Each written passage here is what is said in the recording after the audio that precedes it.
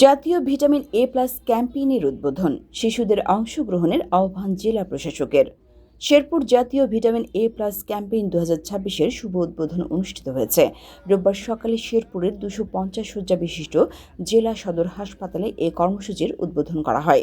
জেলা স্বাস্থ্য বিভাগ ও শেরপুর পৌরসভার যৌথ আয়োজনে অনুষ্ঠিত এ কর্মসূচিতে প্রধান অতিথি হিসেবে উপস্থিত ছিলেন জেলা প্রশাসক মিস ফরিদা ইয়াসমিন।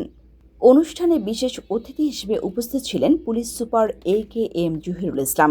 এছাড়াও উপস্থিত ছিলেন civil surgeon doctor Mohammad Shahin, 250 শয্যা বিশিষ্ট জেলা সদর হাসপাতালের তত্ত্বাবধায়ক ডাক্তার মোহাম্মদ সেলিম মিয়া, শেরপুর প্রেস ক্লাবের সভাপতি কাকুন রেজা, চিকিৎসক, নার্স, হাসপাতালের কর্মকর্তা কর্মচারী, শেরপুর পৌরসভার কর্মকর্তা কর্মচারী সহ সংশ্লিষ্ট ব্যক্তিবর্গ।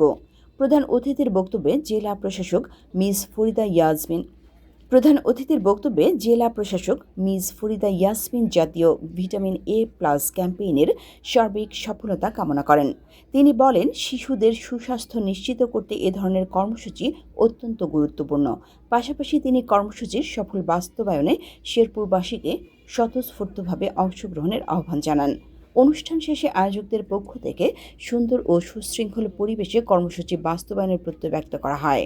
আমাদের শেরপুর শহরে 6টি কেন্দ্রে খাওয়ানো হবে এবং সকল বাবা মাকে বলবো যাদের বাচ্চাদের বয়স হচ্ছে 6 মাস থেকে 5 বছর বয়স পর্যন্ত সবাইকে আপনারা স্বাস্থ্যকেন্দ্রে নিয়ে আসবেন এবং ভিটামিন এ ক্যাপসুল খাওয়াবেন।